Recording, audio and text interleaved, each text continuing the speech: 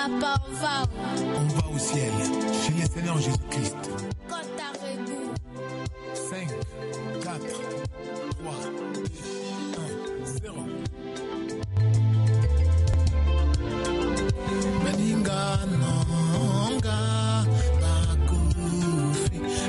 Évangile du temps de la fin avec Pasteur André Weshi.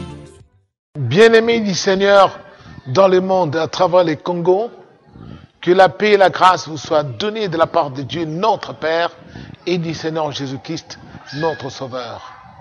Le Seigneur Jésus-Christ, dont je suis serviteur, m'a confié un message sur l'Éternel est mon berger. Et bien avant d'écouter ce message, je vous invite, bien-aimés, à faire avec moi une courte prière. Le Dieu Tout-Puissant, Créateur du ciel et de la terre, nous venons à toi ce matin pour écouter ta parole, la parole qui nous donne la vie et qui va nous enseigner sur ce qu'est un bon berger et comment faire partie de ce brebis pour que nous bénéficions de sa protection. Grand Dieu, ouvre-nous l'intelligence, fais-nous comprendre les Écritures, au nom du Seigneur Jésus-Christ. Amen. Bien-aimés du Seigneur, ce message se trouve dans le livre de Psaume 23, du verset 1 au verset 6. L'Éternel est mon berger, je ne manquerai de rien. Il me fait reposer dans de verts pâturages, il me dirige près des eaux paisibles, il restaure mon âme, il me conduit dans les sentiers de la justice, à cause de son nom. Quand je marche dans la vallée de l'ombre de la mort, je ne crains aucun mal, car tu es avec moi. Ta houlette et ton bâton me rassurent. Tu dresses devant moi une table, en face de mes adversaires. Tu induis ma tête et ma coupe déborde. Oui, le bonheur et la grâce m'accompagneront tous les jours de ma vie, et je reviendrai dans la maison de l'Éternel pour la durée de mes jours. Le psaume 23, les fameux psaumes chantés presque par toute l'humanité, et même les enfants à la mamelle sont capables de réciter tous les psaumes 23. Beaucoup de gens citent ces psaumes par cœur à chaque instant de leur vie. Mais est-ce que beaucoup l'ont-ils compris? Qu'est-ce que ces psaumes nous enseignent? Nous allons analyser rapidement, point par point, les différents mots de ces psaumes, si pas tous, mais quelques mots vraiment culminants pour apprendre ce que le Seigneur veut nous donner comme message ce matin. Tenez, par exemple, tout au début, on dit « L'Éternel est mon berger, je ne manquerai de rien ». Ça signifie quoi? Ça signifie que quand Dieu est notre protecteur, nous ne manquerons de rien. Alors là, il faut commencer à s'examiner soi-même. Est-ce que nous ne manquons de rien, nous qui nous disons être protégés par Dieu, ou que Dieu est notre berger?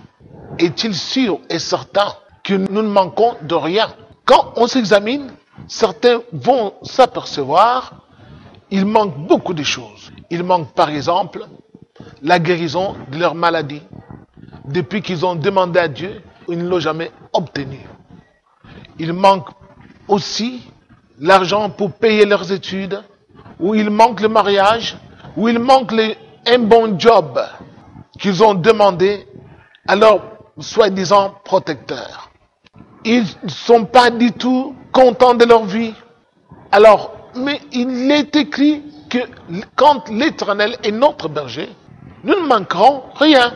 Or là, lorsqu'on voit les tableaux, on manque presque de tout. On est démuni de tout. Comment, dans ces circonstances, Dieu peut-il être appelé notre berger? Le roi David dit, l'Éternel étant mon berger, il me conduit près des eaux paisibles. Est-ce que vous avez le repos dans votre vie? Parce que quand le Seigneur est votre berger, vous avez le repos de l'âme. Est-ce que vous avez le repos? La Bible nous enseigne que trouble et stress sur toute âme d'homme qui fait le mal. Tandis qu'il y a la paix, il y a la gloire et l'honneur pour celui qui fait le bien. Or vous n'avez pas la paix du cœur. Est-ce que votre berger vous a-t-il conduit vers les eaux paisibles? S'il vous a conduit vers les eaux paisibles, comment alors vous êtes tourmenté et votre âme a des douleurs lancinantes à chaque instant? Ça signifie que vous n'avez pas le repos du cœur. Si Dieu est votre berger, nous venons de lire que le bonheur et la grâce m'accompagneront tous les jours de notre vie.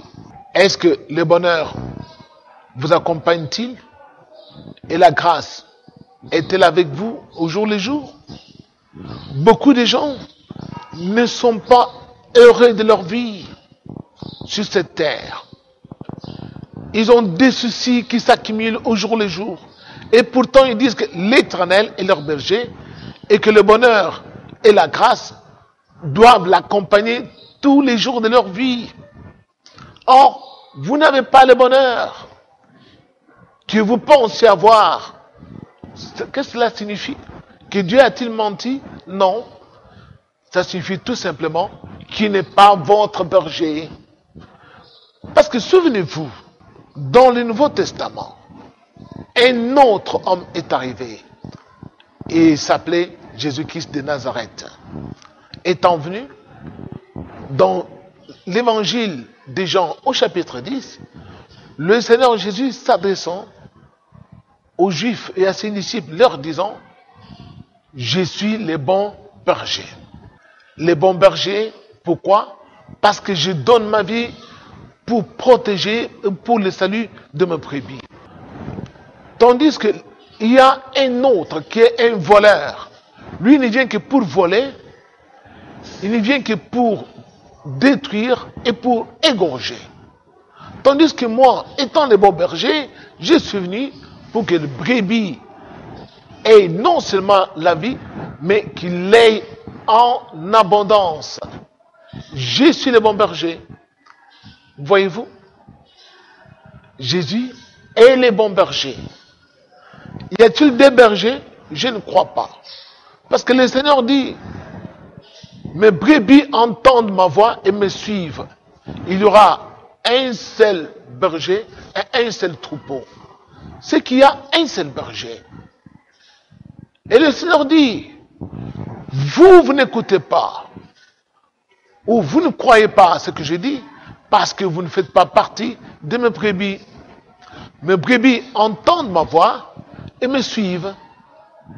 Et personne ne peut les ravir de ma main. Qu'est-ce que cela signifie? Que personne ne peut ravir leur bonheur de ma main. Personne ne peut ravir leur mariage de ma main. Personne ne peut ravir leur boulot de ma main. Pourquoi? Parce que le Père qui me les a donnés est plus grand que tous. Et Jésus dit: le Père et moi, nous sommes un. Vous vous souvenez? C'est à cause de cela que les Juifs se sont mis en colère en disant: comment lui qui est un homme se fait-il l'égal de Dieu? Mais est-ce que le Seigneur avait-il menti? Je ne crois pas. Ce qu'il a dit, ça se vérifie jusqu'à de nos jours. Vous n'êtes pas de mes brebis, parce que mes brebis écoutent ma voix et me suivent. Et moi, je suis le bon berger et je les protège. Personne ne les ravira de ma main. Mais vous, votre vie est balbutiante. Beaucoup d'angoisse, beaucoup de tourments. Pourquoi? Parce que, en vérité, l'Éternel n'est pas votre berger. Nous disons que nous sommes libres, que le voleur, le diable, ne peut nous voler lorsque le bon berger est avec nous. Et quand est-ce que le bon berger est avec nous? C'est quand nous les suivons. C'est quand nous gardons ses paroles, quand nous entendons sa voix et que nous les suivons. C'est alors que lui, étant avec nous, le voleur ne pourra jamais faire sonner une question parmi les troupeaux pour pouvoir s'en prendre aux brebis. Et c'est là, nous appelons la vraie délivrance. Parce que le berger, le bon berger lui-même, est avec nous, est avec ce brebis. Bien-aimé du Seigneur, la plupart des gens lisent le psaume 23. Ils le récitent par cœur.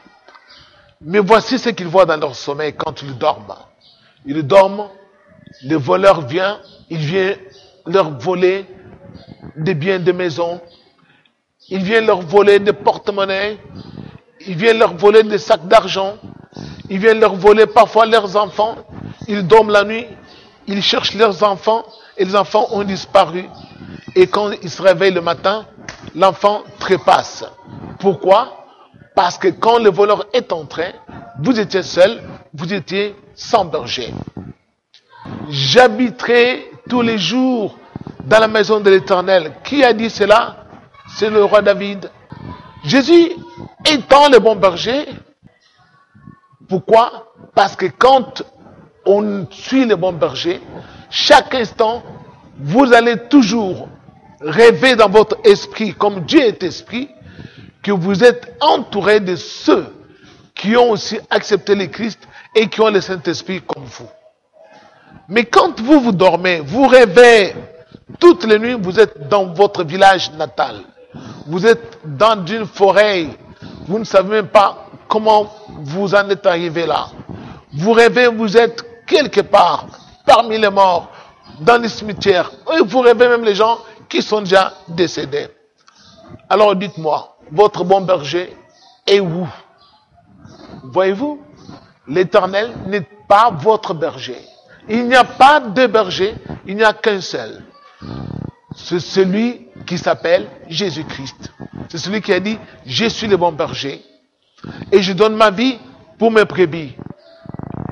Je donne pourquoi? Parce que je suis en mesure de pouvoir aussi la reprendre. Le Seigneur, il a donné sa vie pour nous sauver. Étant le bon berger, il est là pour veiller sur nous.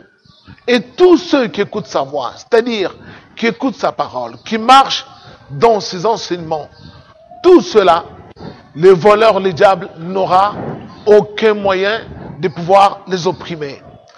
C'est cela ce que nous appelons la véritable ou la vraie délivrance.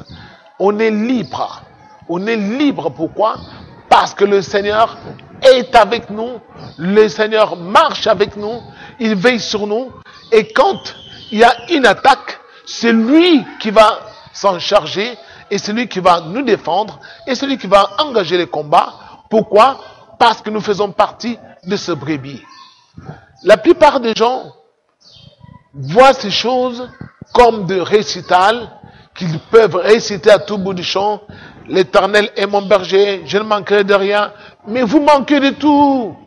Vous qui vous dites être protégé par le bon berger, vous manquez de tout. Vous n'avez même pas le Saint-Esprit. Vous n'avez aucun don spirituel. Vous n'avez rien. Alors comment dites-vous que le bon berger est avec vous? On a dit, la grâce m'accompagnera tous les jours de ma vie. Est-ce que vous êtes sous la grâce de Dieu? Si vous êtes sous la grâce de Dieu, comment pouvez-vous manquer les dons spirituels?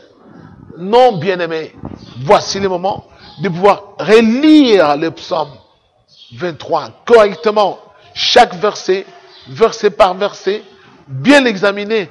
Est-ce que ces psaumes, ce que le roi David a vécu, moi, tel, suis-je à mesure de vivre la même chose, ou j'ai vu les cauchemars de ma vie, où j'ai vu les contraires de ce que David a vécu. Or, Dieu n'a pas changé. Il n'y a pas de berger, il n'y a qu'un seul. Dans les temps passés, on l'appelait l'Éternel. Et quand il est arrivé pendant la Nouvelle Alliance, nous l'avons appelé Jésus-Christ. Et c'est le même Dieu. Si vous choisissez d'écouter sa voix, si vous choisissez de le suivre, vous ferez partie de ce brebis. Alors lui, s'occupera de tous les combats, il s'occupera de tous les sorciers qui vous font la guerre, il s'occupera de votre mariage, de votre boulot, il s'occupera de votre maladie, il vous guérira parce que vous habitez sa maison qui est son église, vous faites partie de cette maison en esprit, vous êtes né de nouveau et c'est alors que lui va vous prendre sous sa protection et que les loups, quand il viendra pour vous attaquer, il ne pourra trouver d'issue parce que vous êtes sous la protection du Seigneur, qui est lui-même le protecteur de nos âmes et qui est le Dieu invincible que nulle personne n'a vaincu et ne pourra vaincre parce que il est le héros du siècle, il est le Dieu tout-puissant et le créateur de toutes choses et il s'appelle Jésus-Christ. Merci beaucoup, que le Seigneur vous bénisse, que l'Éternel soit votre berger. Merci. Daddy, where are we going? We are going to the heaven to see Jesus Christ. Count down. 5, 4, 3, 2, 1, 0.